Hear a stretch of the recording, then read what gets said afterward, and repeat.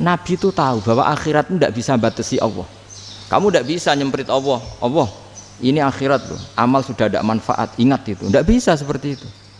Allah itu nggak bisa tunduk sama konstitusi yang bernama akhirat.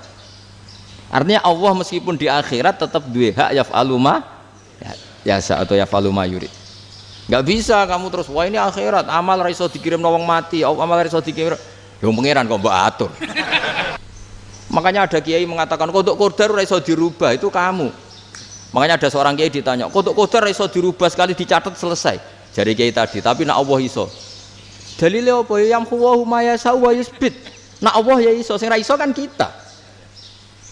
Nah, Nabi itu tahu betul meskipun akhirat itu Allah masih bisa dinego saking baiknya. Ya Muhammad irfa' ra'sak wasal tutok wasatu safa. Semat sirahmu angkat. Kunjuk apa tak turuti. Terus semenjak itu Nabi minta apa? Syafaat. Karena dulu ulama itu sudut pandangnya itu ya seperti itu. Ada yang ulama suka ibadah itu sholat, ada yang milih apa tidur. Sampai Imam Ghazali bilang suatu saat ibadah terbaik di zaman akhir itu tidur kan. Sholat saja kalah sama tidur kan. Tapi itu loh ya, yang wajib tetap loh, terus kamu gak sholat wajib. Begini beliau mencontohkan itu. Ada orang sholat tahajud terus obsesinya itu ingin hajatnya terkabulkan. Sementara yang tidur obsesinya nikmati rahmatnya Allah, boleh tidur, bisa tidur.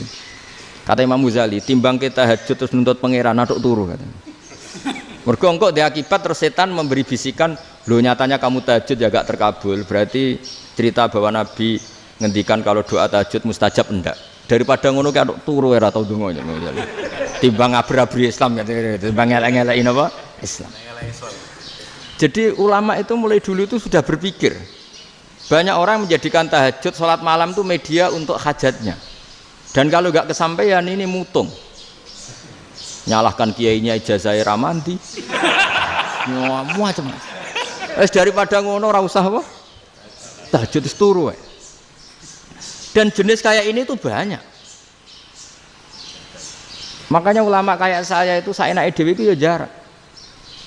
Saya sering didolani muhibbin terus bilang Gus saya doakan gini-gini saya mau nyalon bupati atau saya gini. Saya bilang gak waduh ra ndonga nek ra mandi darane ulama dongane ra mandi. Nak mandi kamu jadi bupati tetap nganggep karena beli. Sopo sing ra roh bupati saiki gak beli. Ribet kan? Ketika mereka jadi ngunsurkan doa kamu apa karena kemarin beli. Yang beli maksudnya enggak beli enggak usah tersinggung.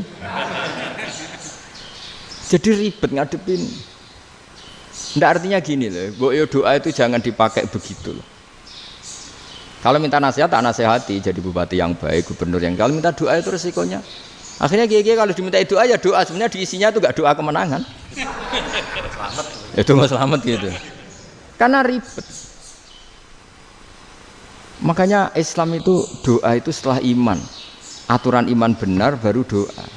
Aturan iman benar termasuk Allah itu yaf'alu ma yasha, boleh melakukan yang dikehendaki. Allah nggak boleh terdikte oleh doa kita, nggak boleh. Ya saya ulang lagi ya, mazhab Hasan Asy'adili ini khas kita. Jadi la ilaha illallah itu didahulukan sebelum istighfar. Tapi kebalikannya mazhab Imam Sanusi itu dibalik. La ilaha illallah itu kalimat yang sakral. Karena yang sakral dibutuhkan muqaddimah, yaitu yang melafadzkan harus yang sudah bersih, yang sudah steril baru melafadzkan la ilaha illallah. Maka dalam mazhab Sanusi istighfar dulu baru la ilaha illallah. Nah, cara mazhab Abdul Hasan Asy'adili kebalikan, istighfar itu sah setelah sahnya tauhid. Kamu ikut mana tuh? Asy'adili apa Sanusi?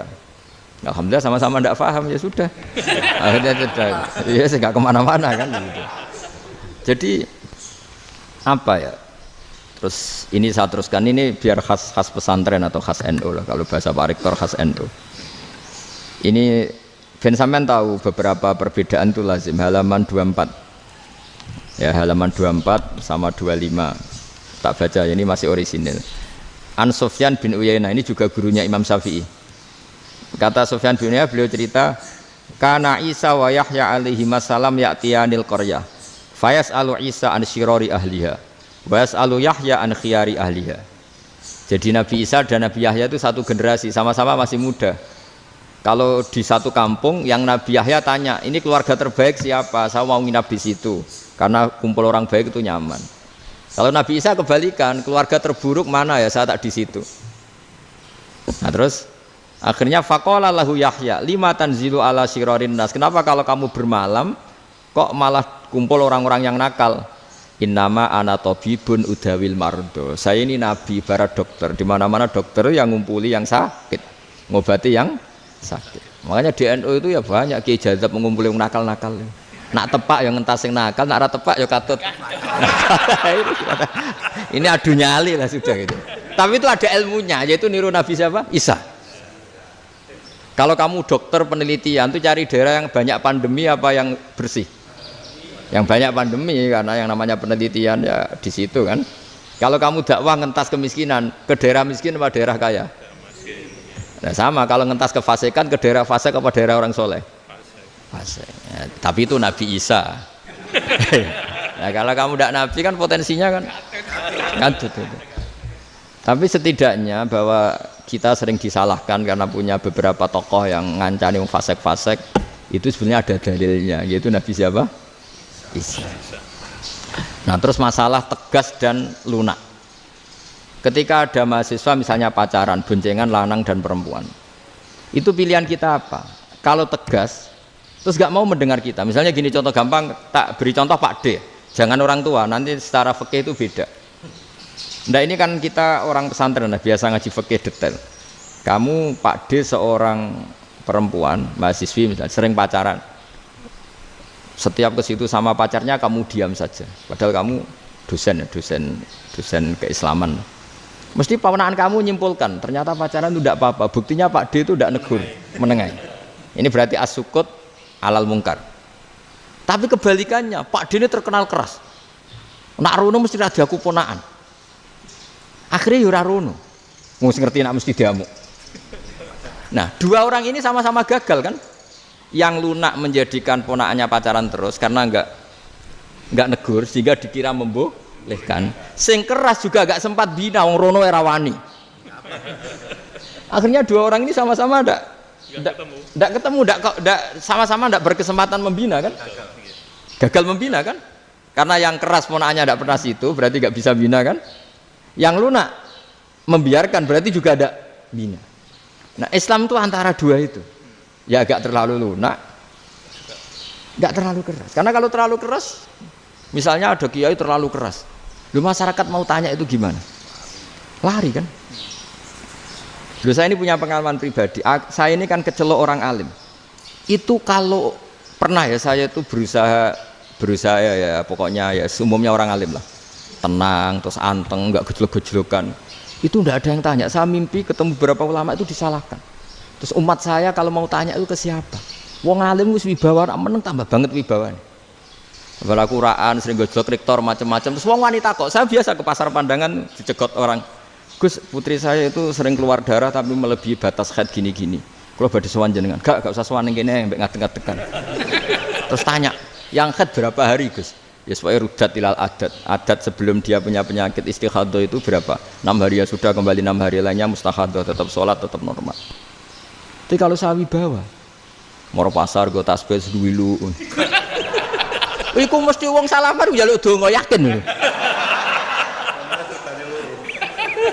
Tapi baru kayak rada uraan ketemu wong-wong, dol pening ndi? Mak pening ndi? Gus beneran Gus ketemu jenengan kula wingi badhe tuwa kok. Akhirnya tanya. Dadi uraanku iku amdan. Lho nek sampean asli, iki asli uraan. Karena ndak uraan lah tetap ndak wibawa kan. Jadi baru kayak uraan itu ya banyak.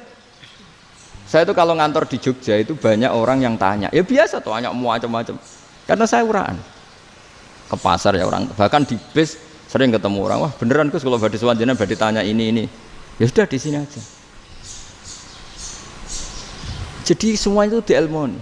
Nah, Nabi itu punya sisi yang dua-duanya jalan. Memang beliau luar biasa, dipilih Allah yang luar biasa. Nabi ketika wibawa itu banyak sahabat yang bahkan mengenali wajahnya aja tidak bisa.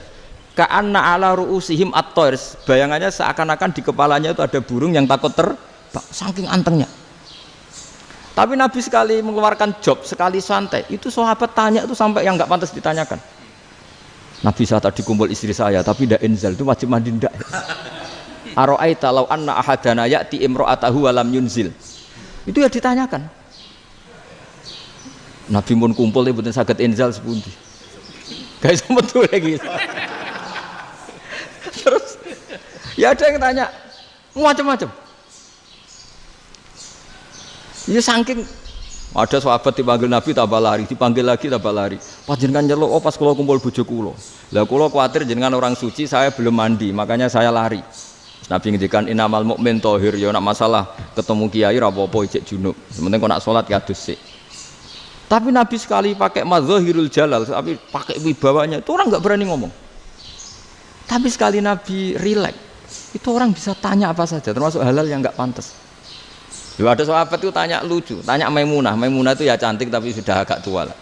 Maimunah, ya umal mukminin, hukumnya ngambung bojo pas Ramadan piye? Wah gak roh aku, gak tahu diambung kan Nabi pas Ramadan.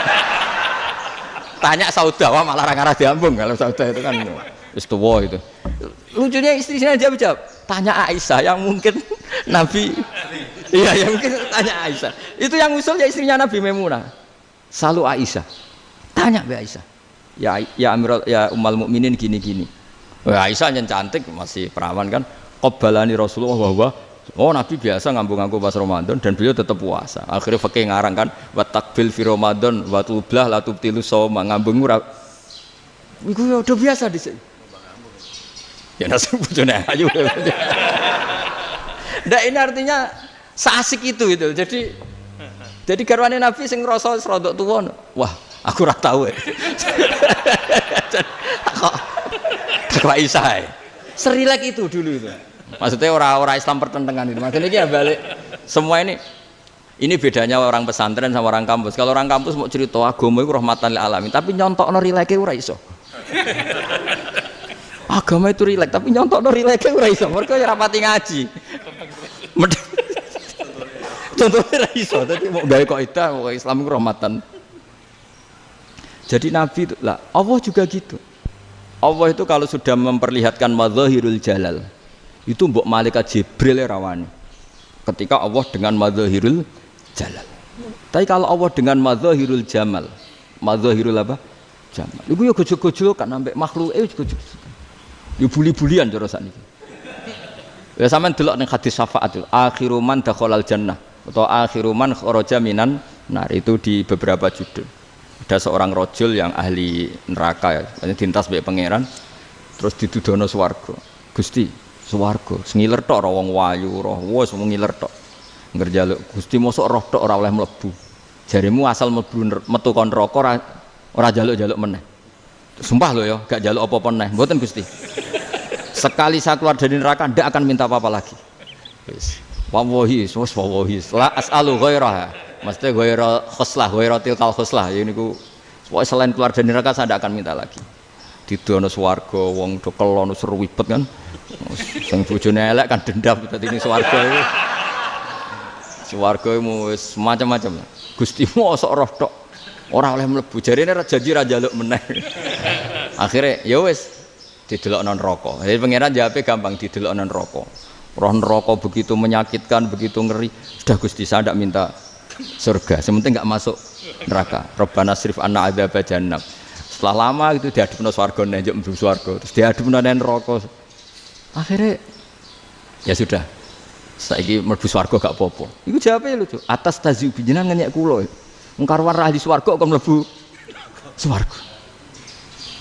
Terus akhirnya mlebu swarga. Kan mlebu swarga tamanna, sangen-angen sing mbok jaluk apa? Barang angen-angen yang indah-indah, laka wa asratu amsal. Ya siku tak turuti wa asratu amsalih lan lipatan ke-10. Jawab wong lanang ya lucu. Atas tazyubi wa anta rabbul alamin. Jenengan pangeran kok ngenyekan. Maksudnya wis karwan aku ora pantes. Terus dari pangeran la astazi'u bika walakinni alama asya'u qadir. Aku gak ngenyek kowe, pancen aku pangeran. Nuruti kowe iku iso. Jadi Allah sendiri ketika dengan madzahirul jamal itu malaikat ya ono sing wani bantah. Masyhur itu kan malaikat sing bantah pangeran ataj alufiya mayufsidu fiya wasfikut. Karena Allah dengan madzahirul jamal. Sing paling masyhur Nabi Musa. Nabi Musa itu ketika Nabi Mi'raj. Nabi Mi'raj itu beliau kira-kira di langit keempat lah yang masyhur atau kelima. Ngelangkai. Nabi Musa nangis, ya Rabbi ini apa-apaan? Orang sing ja'a ba'di kemudian melangkai makom saya ini apa-apaan? Dan Nabi Muhammad kan apapun hebatnya kan junior. Kok melangkai makom saya ini apa-apaan? Enggak fair. Sampai Nabi Muhammad itu tanya gini sama Jibril. Reaksi Allah gimana ketika melihat Musa seperti itu? Jawab malaikat Jibril lucu. Ya rohidatahu, Allah sapal gayane Musa. Biar. Jadi lucu. Ya dibiarin aja sama Allah. Tapi wong jenenge Nabi Musa itu kekasihnya Allah. Tetap berkah bagi kita. Betul. Ketika setelah Mi'raj diwajibkan sholat 50. Gentenan Nabi Musa kelihatan nabinya. Sebenarnya Nabi Musa itu sebetulnya loh, enggak nguntungkan kita sebetulnya. Tapi yang nguntungkan. Sebenarnya enggak niat nguntungkan kita, tapi nguntungkan. Nabi Ibrahim kan di langit ke-6, keren lah. Konti jong ketemu Allah ngeten-ngeten kan sholat 50. Karena Nabi Ibrahim terkenal Nabi baik enggak bantah. Bareng Nabi Musa. Kenapa diceluk pangeran? Kula kan salat ping 50. Inna ummataka la tutiku dalik. Wah, gak kuat umat. Serai-rai gak umatmu ora ngarah kuat 50 rokaat. Tapi sebenarnya Nabi Musa itu niatnya bukan membela kita. Fa inna ummati la umatku sing gagah-gagah ra iso meneh umat. Berarti sebetulnya ya itu masih pakai gengsinya sebetulnya. Wes ngono-ngono lah sementing kita untung. Sebetulnya dia itu gak terima wong umat saya aja yang lebih kuat. Gak kuat apalagi umatmu. Lah terus sebutin irji ila rabbika fas'alhu takhfif.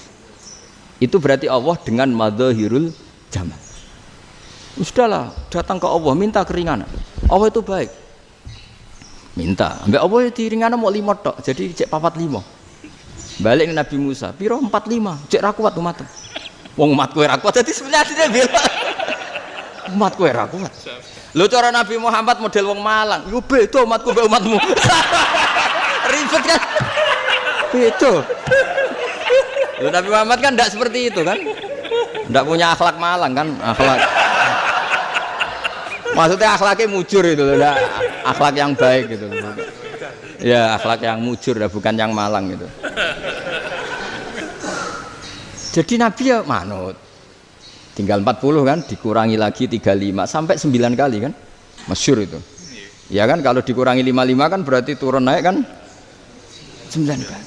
Lalu itu setelah 5 itu Nabi Musa aja usul, masih ragu. Itu cara Nabi munggah nentek. Ini entek ya. Terus iya doa tuntas betul. Bisa bebas. Terus munggah ado-ado lha opo? Ngapain itu? Akhirnya Nabi Muhammad sudah sampun ya kalimah Allah, saya ini malu sama Allah Musa. Sudah 9 kali dan diturutin terus. Jadi Allah kalau dengan madzahirul jamal itu Nabi Musa biasa nego sama Allah.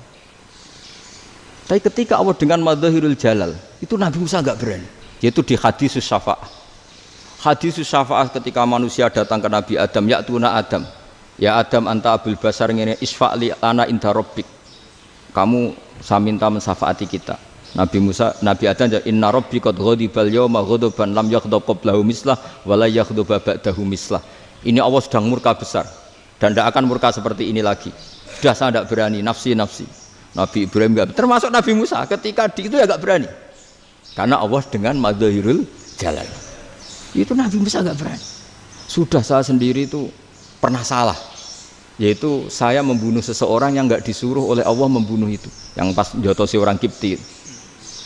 Akhirnya datang ke Nabi Muhammad. Pas ke Nabi Muhammad Allah dengan madzahirul jamal. Dengan madzahirul jamal sampai Kanjeng Nabi ngendikan analah saya akan memintakan syafaat kalian. Terus fa ahmadu rabbi bima hamida allamaniha rabbi. Saya muji Allah dengan pujian-pujian yang orang lain tidak tahu, hanya saya yang diajari, kata Rasulullah. Nah di sini menurut banyak ulama termasuk kitab yang saya baca, kenapa Muhammad sebagian namanya Ahmadu? Itu dari af'al tafdil fa Muhammadun ahmadu min ghairihi. Muhammad Rasulullah itu kalau muji Allah di atas cara mujinya Nabi yang lain. Jadi Ahmadu bukan dari fi'il mudhari' lil mutakallim tapi dari af'al apa? Tafdil. Fa Muhammadun ahmadu min ghairihi. bahwa Kanjeng Nabi Muhammad SAW itu cara mujinya Allah di atas pujian para nabi. Makanya di sini Sayyid Ali Zainal Abidin kalau muji hamdal hamidin wa fauqa hamdil hamidin. Jadi pujian saya ini di atas rata-rata cara mereka apa? Memuji. Yaitu sirinya apa? Nabi itu tahu bahwa akhirat itu tidak bisa batasi Allah. Kamu tidak bisa nyemprit Allah. Allah, ini akhirat loh. Amal sudah tidak manfaat. Ingat itu. Tidak bisa seperti itu. Allah itu nggak bisa tunduk sama konstitusi yang bernama akhirat. Artinya Allah meskipun di akhirat tetap duwe hak yaf'alu ma yasa atau yaf'alu ma yurid. Nggak bisa kamu terus wah ini akhirat amal ra iso dikirim wong mati, amal ra iso dikirim. Yo pangeran kok mbok atur. Kalau kita yang mengirimkan tidak bisa, tapi kalau Allah tetap bisa. Makanya ada kiai mengatakan kodok kodar ra iso dirubah, itu kamu. Makanya ada seorang kiai ditanya, kodok kodar ra iso dirubah sekali dicatat selesai. Jari kiai tadi, tapi nak Allah iso. Dalile apa ya yamhuwa ma yasha wa yusbit. Nak Allah ya iso, sing ra iso kan kita. Nah, Nabi itu tahu betul meskipun akhirat itu Allah masih bisa dinego saking baiknya. Akhirnya Nabi sujud, masyhur itu terus, ya Muhammad irfa' ra'sak wasal tuqa wasatu safa. Semat sirahmu angkat, kunjuk apa tak turuti. Terus semenjak itu Nabi minta apa? Syafaat. Jadi makanya terus banyak GNU sing macam-macam lah. Sing ana sing potongane wedi terus hati-hati. Iku berarti makome Madzahirul Jalal. Ana sing amen guyon nek makome Madzahirul Jamal. Ana sing ra jelas ngene iki, sing ra jelas. Nak guyu buanter kok nangis yo buanter. Jebule urusan utang. Lah ini sudah yang udah. Jadi makanya yang rileks saja. Sebenarnya agama ini santai, rileks karena agama ini harus bifarohin wasururin. Enggak boleh agama ini dibawa dengan kekerasan, dengan antisosial. Karena agama ini harus kul bi fadlillah fi rahmati fa bidzalika falyafrah, harus senang, harus rileks. Makanya saya jadi kiai itu senang takutnya gini. Sekali saya tidak senang jadi presiden buruk. Ternyata jadi wong alim ra enak, itu contohnya. Sampai merengut terus uripe susah, nanti orang tidak berani jadi orang alim. Makanya saya buktikan bahwa saya lebih bahagia dibanding rektor. Nanti orang ingin jadi rektor semua, nggak ingin jadi orang alim. Iya, makanya ini kan bentuk kearifan lah. Jenengan ngakui fungsi kiai kayak saya itu bentuk kearifan. Saya juga ngakui jenengan ini butuh kearifan. Saya sering didolani KUA itu rata-rata ya didikan kiai. Kompilasi hukum Islam itu banyak ya, janda cantik. Contohnya harus cantik, kalau jelek nggak mungkin terjadi kan. Ada janda cantik kebetulan suka kawin tapi takut zina. Saya ulang lagi, suka kawin tapi takut. Itu seringnya gitu Pak Rektor. Jadi dia kawin bosen, bilang ke KUA, Pak saya sekarang mau nikah sama ini. Loh, tapi kamu mau punya suami. Ya tapi kan nggak tercatat Pak. Itu KUA-nya rata-rata itu nggak berani. Meskipun nggak tercatat, karena secara fikih meskipun nggak tercatat tetap dia seorang perempuan yang bersuami, maka nggak boleh nikah sama orang lain. Tapi secara hukum santri nggak bisa dong menikahkan perempuan sing dzati zaujin yang punya suami. Jadi ini barokahnya kerjasama yang baik. Jadi di masyarakat itu tertanam didikan kiai nggak boleh nikahkan perempuan yang bersuami. Tapi di KUA ngikuti hukum formal. Dan di Indonesia itu KUA itu rata-rata konsultasinya ya sama kiai, sehingga ya nggak berani akhirnya meskipun aku ya mlebu rokok mbak gak iso. Dan itu banyak. Seorang lagi ya, makanya ini kan pesantren itu nggak boleh mati. Orang kiai-kiai kayak saya nggak jelas-jelas itu harus lebih jelas lagi. Karena ini yang on time, yang online, yang siapa saja bisa tanya. Saya itu SMS saya itu nggak punya HP WA. HP jadul itu SMS-nya tiap hari tak berapa, orang yang tanya dari Kalimantan, dari Aceh. Gus di kampung saya ada masjid 2 itu yang Samana, ada yang dari orang perkotaan Gus di perumahan baru ada masjid, yang Jumatan baru orang 12, sah enggak? Ya langsung saya jawab, sah. Dalilnya ini. Ya sudah, tapi kata Imam Syafi'i gini harus orang 40, itu madzhab Syafi'i, dalam madzhab yang lain gini-gini. Itu kalau tanya rektor itu kan ribet. Masuk ajudan dulu, asisten dulu, panjang.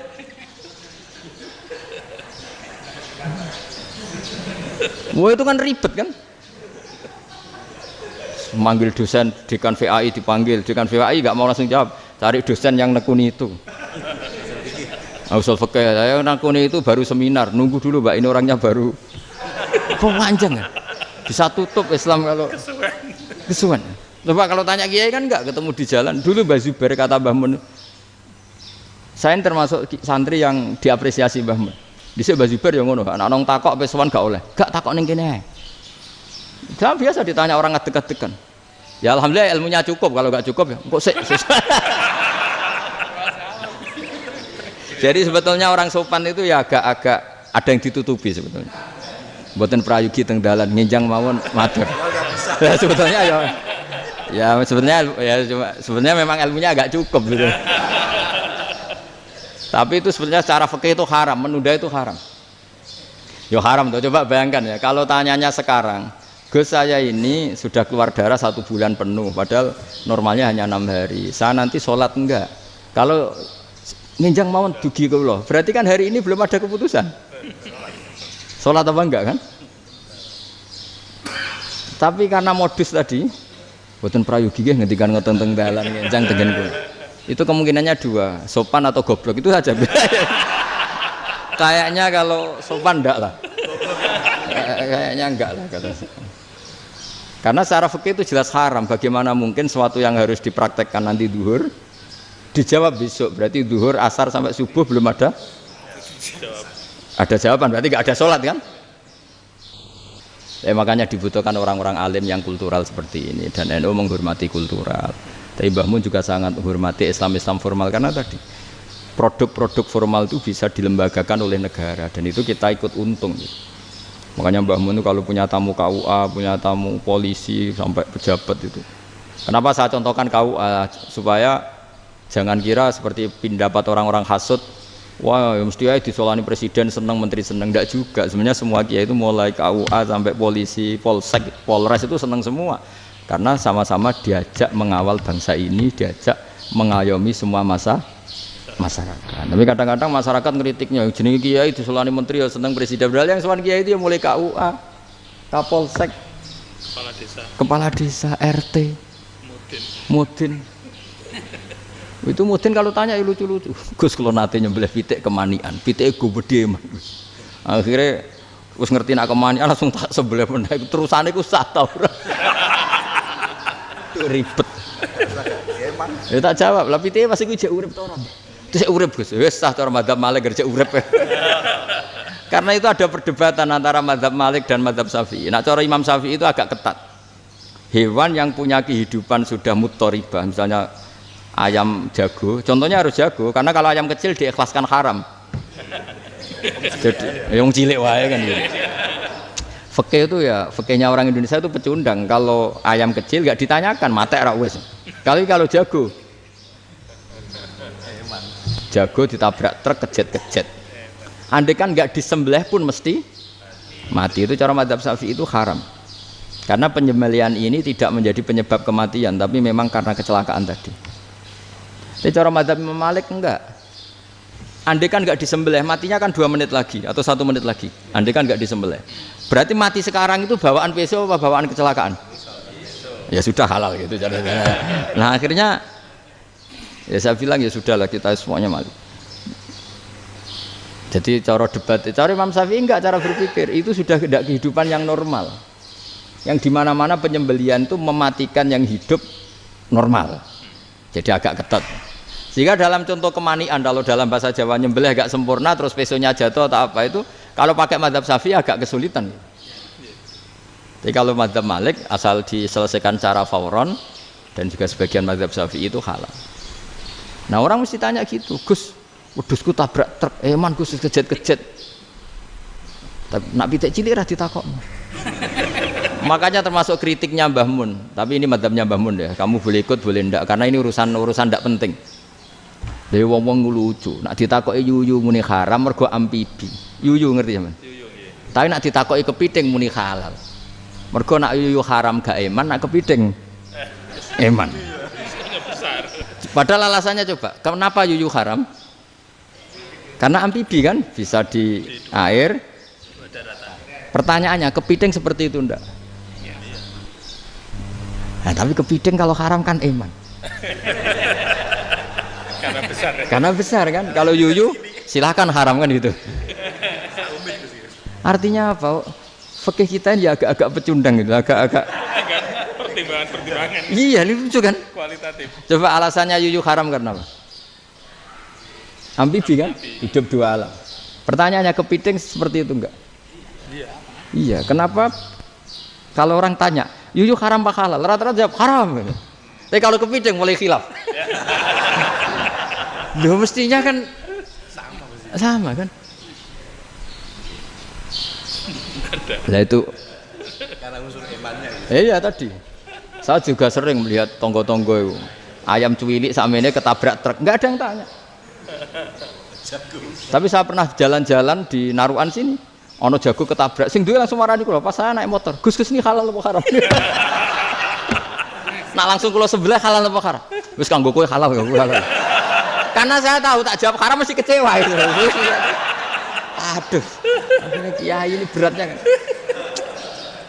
Ya akhirnya ya saya setelah itu mate Imam Syafi'i ngapunten umat kula tuh ora siap mangke madzhab jenengan tuh ndak siap. Untuk masalah ini tidak sama. Iya kan akhirnya pakai madzhabnya Imam Malik tadi. Ya tak Fatihah Imam Syafi'i ini mboten niat nglawan jenengan. Tapi ngobati tiang eman. Mergo pitike besar itu. Jadi ini kan cerita ya itu makanya yang rileks saja lah bahwa Islam ini yang rileks, yang menyenangkan karena ya agama ini harus menyenangkan. Raditu billahi robba. Raditu itu seneng banget, ridho itu puas. Enggak boleh beragama pertuntungan terus emosinan, ya marem atau raditu itu marem jadi yang nyaman.